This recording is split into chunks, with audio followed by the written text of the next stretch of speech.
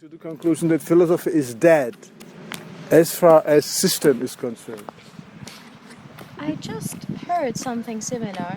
I don't recall where. Yeah, it was the deconstruction period in philosophy, in sociology, everywhere. Yeah, and I think it also leads to that nowadays people are lacking so many answers. Yes, but like- it is a symptom of a new beginning, you see, because you cannot return back to Plato, Aristotle, and Christian religion and say, okay, this is a system, I'm going to believe that, and I'm going to be safe. I mean, many people do it, but they even didn't notice that it is that God is dead, like Nietzsche would say. They didn't even realize that it is over with systematic systems of knowledge and systematic systems of belief, because this is what takes away the reality. Okay, the German word is Wirklichkeit, which you study here or something like that. You will come across this word Wirklichkeit. Is a English translation is reality, or what actually is happening. But in German it's very interesting because German is a much more suitable language for deep philosophy than English. English is simply, a stupid grammar and simple, a little bit of Latin and French and so, and Anglo-Saxon barbarians. And like two examples, reality in German is called Wirklichkeit, which means that which is effectuating. Wirken is a German verb, which means to affect, to actuate, to cause to happen. So reality is something which really is actuating itself.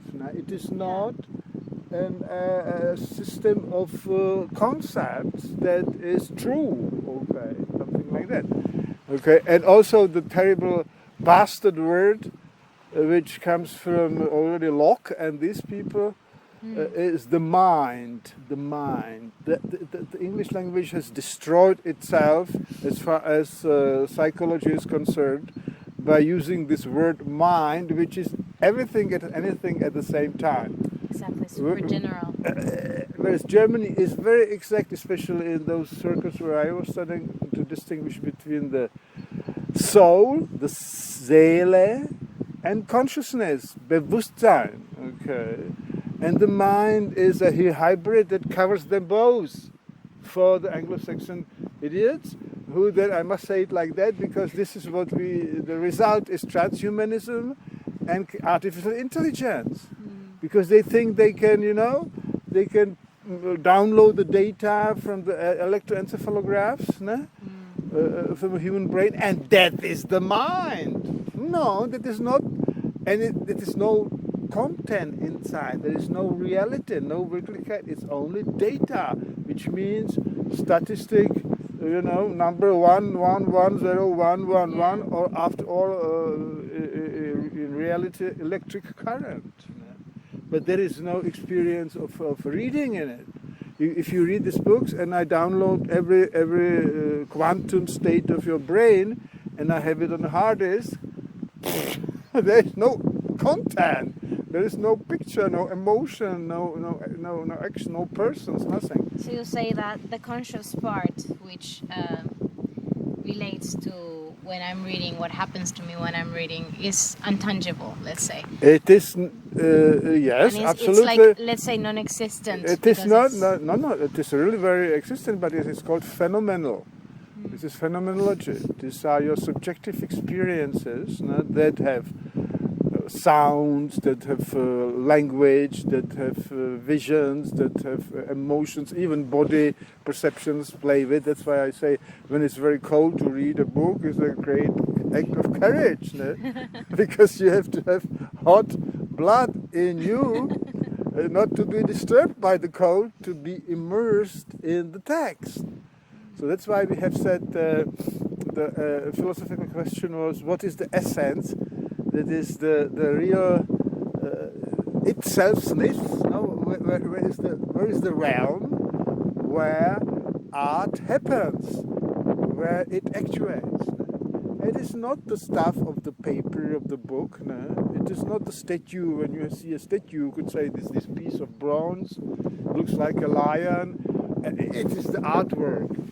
Or if you hear music, you could say this score, Beethoven, so this is the artwork. No. It is not the stuff which carries. It's beyond that. It is beyond that, but very specifically, it is in the soul of the recipient, in the moment and only in the moment of receiving the message of, let us say, in Phenomenology we talk about conceptualizing, experiencing, living through the media in the moment and never repeated in one person, never repeated in the same style, and never repeated in two persons in the same style. It's absolutely subjectively original, and it is not tangible because it is the flow of experiences, the phenomena. And to study that is the greatest achievement of the German school. If you are here, you can look into the Wikipedia and you punch in Constance School of Receptive Aesthetics. Receptive? Receptive. I'm gonna Google that. Wait. Receptive. Receptive. In German is Rezeptive Aesthetic. Reception is the moment of receiving. Receptive is somebody who is sensible to data that are coming. And receptive aesthetics means that the aesthetics is a discipline of philosophy which asks what is the essence of art, what is the essence of beauty in the old times. Today everything is ugly, so the idiots who produce art have said ugliness is the real stuff of art. They are degenerated, all of them, so they produce ugliness, so they have changed the values. They have said ugliness is art. It is like that though nowadays. It is terrible. I sense it. Yeah. Even music has a generation. Yeah, everything. Because as Nietzsche has prophesied, the generation is continuing, and West European races have lost their origins in the Greek in Rome, and they are slowly, after 1,000 years of Christianity, they are completely now. Science and philosophy continues the impulse of Christianity, which was destroy life, go somewhere else. This earth shall be cross out, cancel earth. That is the best you could quote. Christianity in modern terms is cancel earth, because there will be another earth, and then only then there you will be really yourself. Your soul will be freed of this terrible body, and this. Okay, so, and in the time of the 80s, this all came together with the French kind of thrust of deconstruction. That was another approach to this question, which says everything what was possible to ask was already asked. Okay. We cannot find anything anymore. We have to deconstruct the questions. We have to say the questions are wrong. The media of science, philosophy, is wrong itself. We have to deconstruct it. Okay. And then maybe we don't know what will happen, because if we knew what will happen, it would be another ideology. Okay. So we have to risk it. And in that time also came the idea from this university that the end of reading.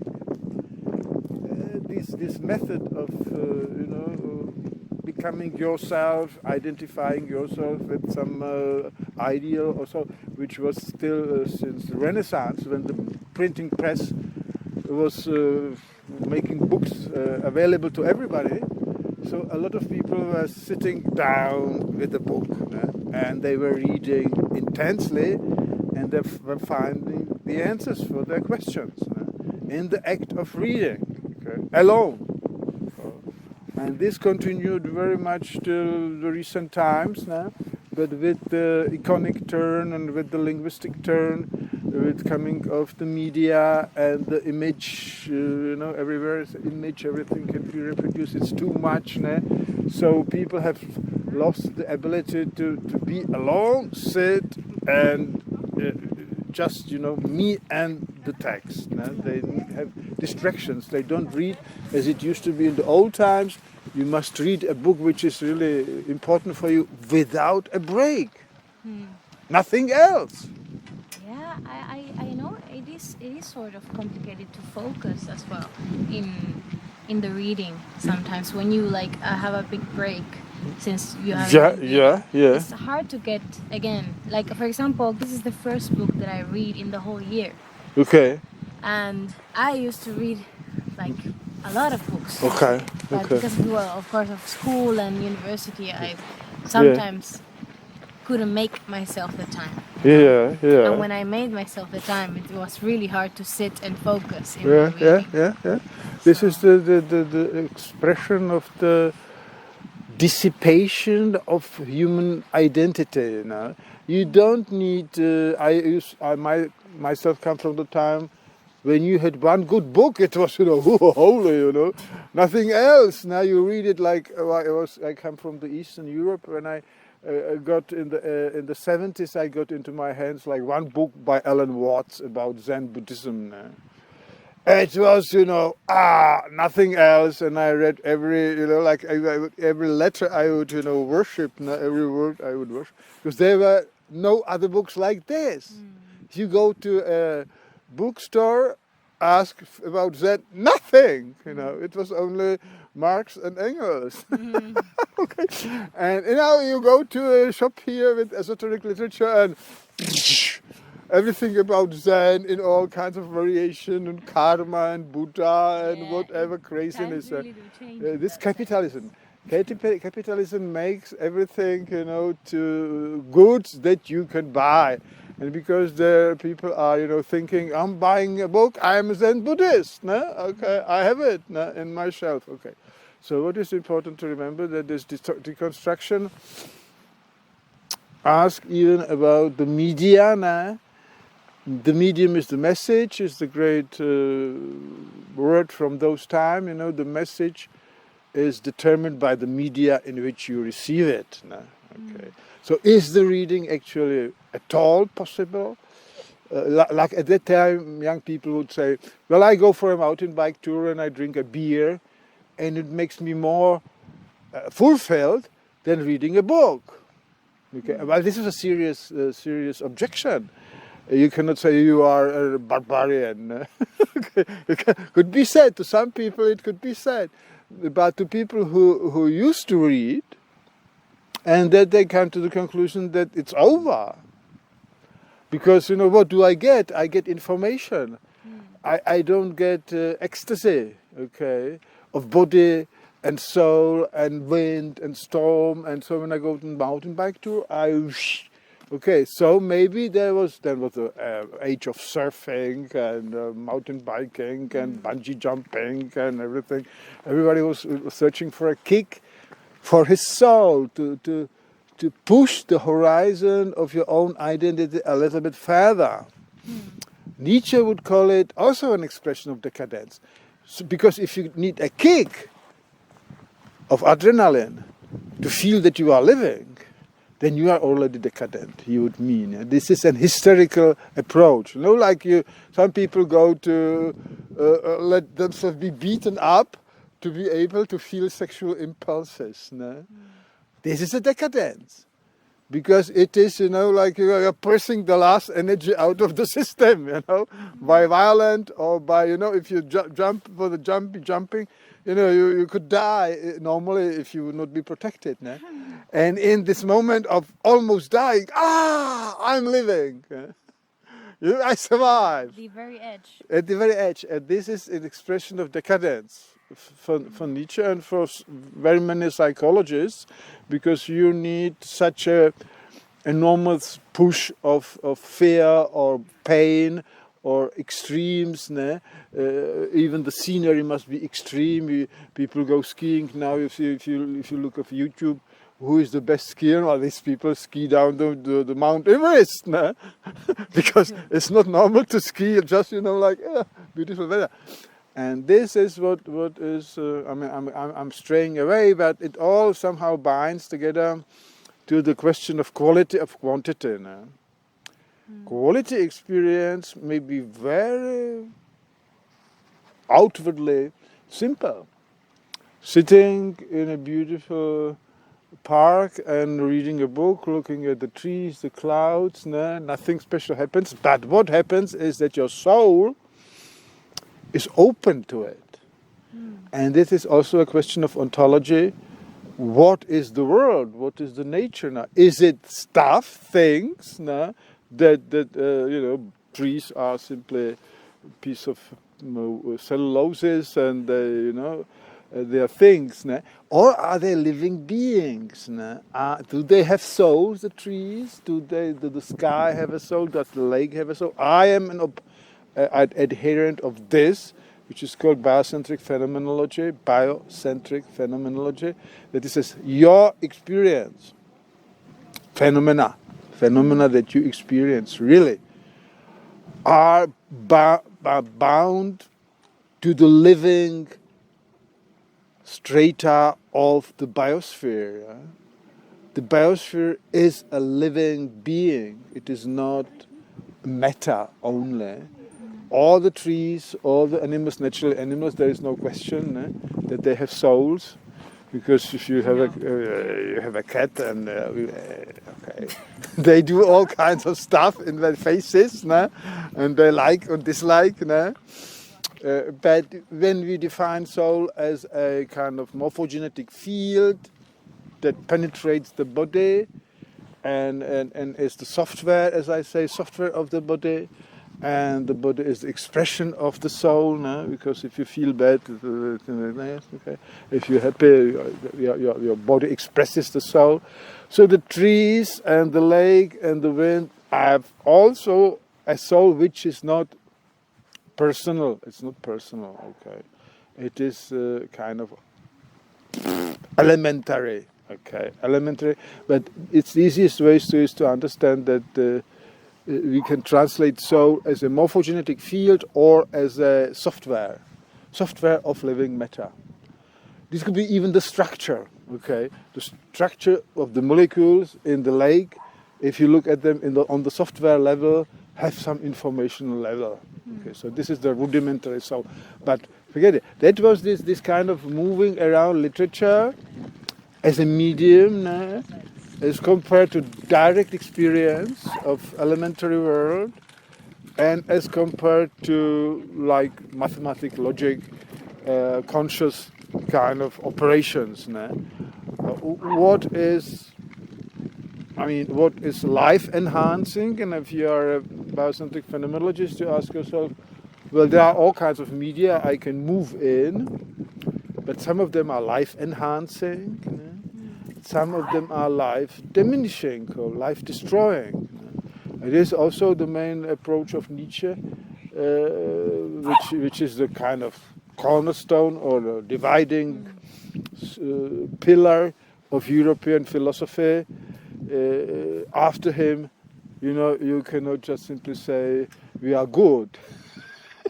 We must do the good things, and we must be honest and altruistic and not egoistic, and must help each other and stuff like that, like Christian continuation, like the English do. They don't believe in God, but they still have morals, the Christian morals.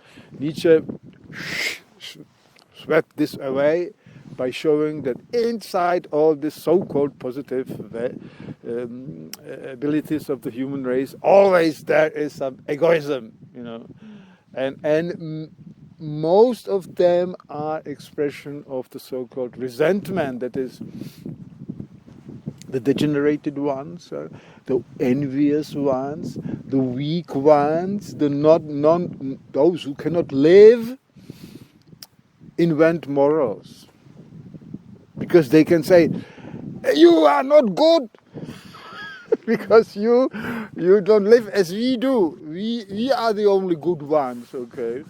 I mean, the world is somewhere else. This you running here and jumping and so this is an illusion.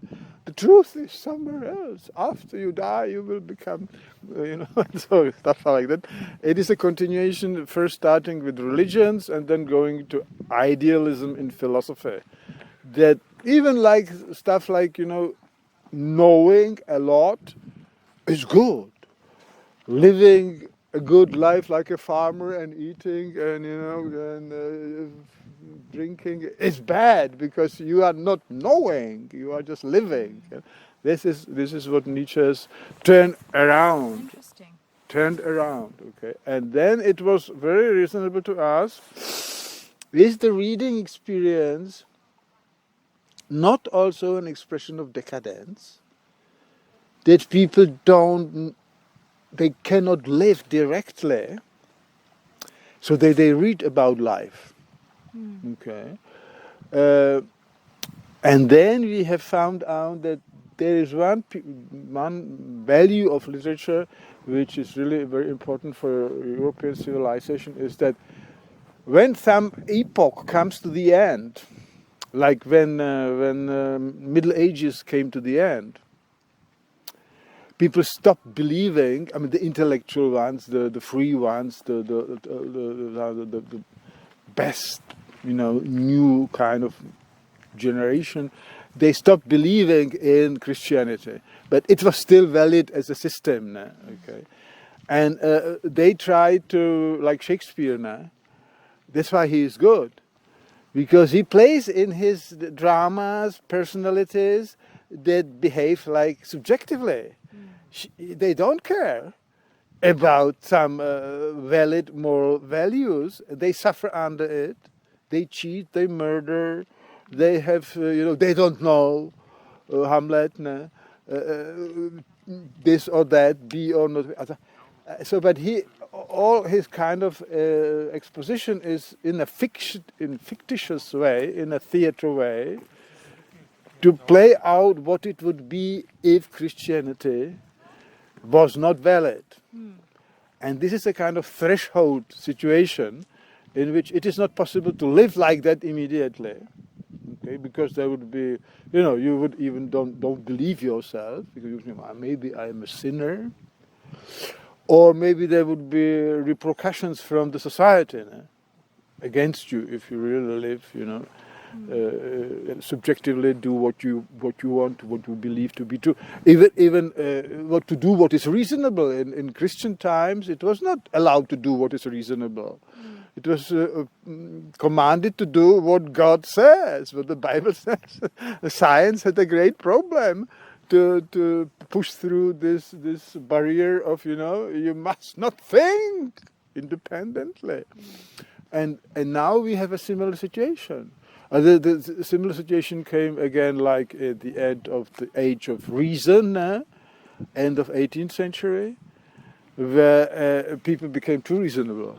Like Kant and all this, everything is, machine, Descartes.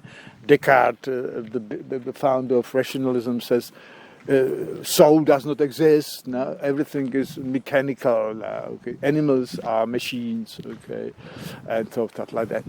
And then there came a kind of, we cannot live like that. What shall we? And there came the Gothic novel, the beginning of Romanticism. They started to write like, terrible wind and weather and a beautiful girl imprisoned by a pervert monk in the cell. Who was reading this? This is reading the middle class, people who had time and money, especially the housewives, because they didn't have any life. They were just simply functioning. And they were starving for soul experiences and body experiences that were not the rational, routine, functioning mother, children, and husband working, making money, and so on. So Romanticism was again an attempt to live in a book something which is not yet possible in reality. And today, I think we are at the threshold of, at all, what is to be a human being. We have artificial intelligence, no? And we have almost the Third World War. Yeah, it is true. And a psychopath. Psychopaths are People are going ruling nuts. everywhere. And to read a book in a situation like this is a kind of and either Rebellion. running away from reality. Because if you look at the bookshops, the books are such thick books, and they have all the same numbers. Like either it's a detective story, a murder, or a fantasy, a saga, or some love story from somewhere romantic. But people read it as a sleeping pill. They need simply different ideas in their head. They don't want to think about their own problems or about the world problems, political, economic, and everything. And so they take the book, and this is good. This guarantees if you really understand what you read, then you are deleted. Your problems are deleted. You cannot have both. And you read and read and read until you fall asleep. So this is a sleeping pill. These big books. Where are the books that like even Shakespeare or like Lawrence Stern? Like Lawrence Stern is an example of one of those threshold literatures, because he was 200 years earlier came his ideas about the subconscious before Freud. Lawrence Stern writes a novel, The Life of Tristram Shandy, and he tries to explain how he was born. It's autobiography. But he never gets to his birth because he's explaining all what was before, what was the conditions his mother and father met and how they fucked and what was the time and everything and why did they meet. And he's receding. He says, now I will tell you how I was born. And he's receding to the past and digging up all the subconscious stuff that was there between the mother and father, and he never gets born, actually. This is biography. And it was not understood in his time. Only Freud discovered it and said this was good. This was talking about the subconscious 200 years earlier. Okay, so there are geniuses like that. And today I myself have gone through all the media. I have been writing, I've been poetry and prose and everything. Then I went to photography, then I made video media. And now I have made this. Nice. I have discovered that this systematic is dead. Okay, I mean, university exists because people need jobs and money, and they are egoists and they want to be, admired. And so there is an agreement between the students and the professors. The students come and say, "Okay, we are here." So you have justification to talk, okay?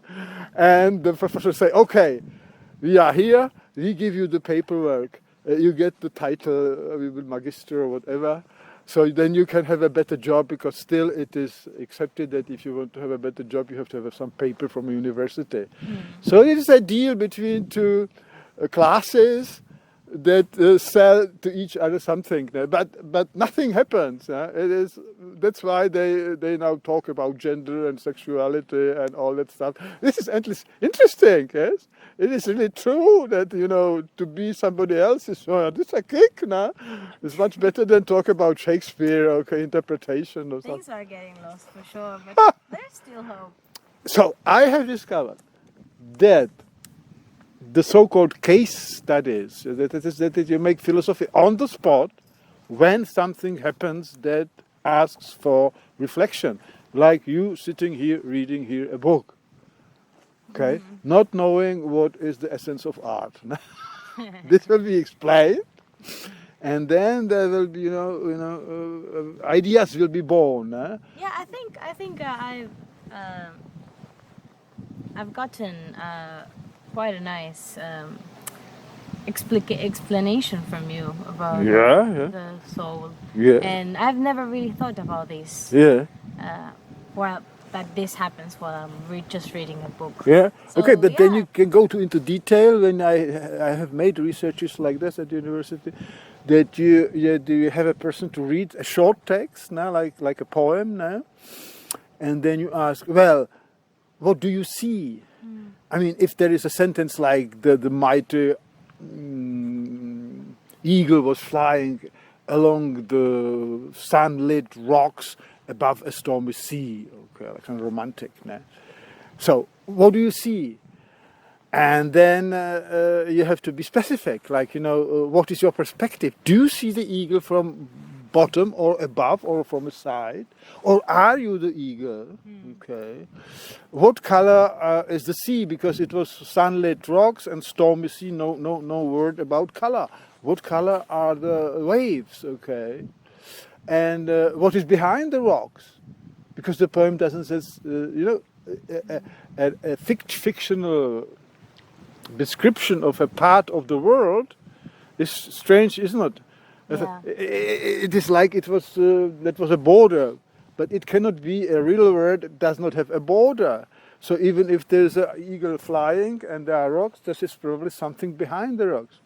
Have you any idea what is behind the rocks and so on? I will try that exercise. And that you discover when you do it with many people, you discover how vastly different the inner imagination is, and then you ask about the emotion. What is the emotion? If you can. It's very difficult because it is. They can cheat and they can make themselves better. Okay. Then I have come to another. I have made a collection of of many pictures that I have made myself in digital, art. And I said, okay, look at these pictures. I showed them to you. No? Which one do you like? No? And who's looking at the face when they were looking at that? And I said, I knew when they were shocked. No? And they said, no, I must not say this because I'm honest. No? I'm good. Okay, so it was nice to meet you. I'm Sarah. What's your name? My name is. Okay, I have a website where these lectures are then I would published. really like to check them out. So I'm sorry, I don't want to be rude, but I must go. Yes. Okay, this is a YouTube channel.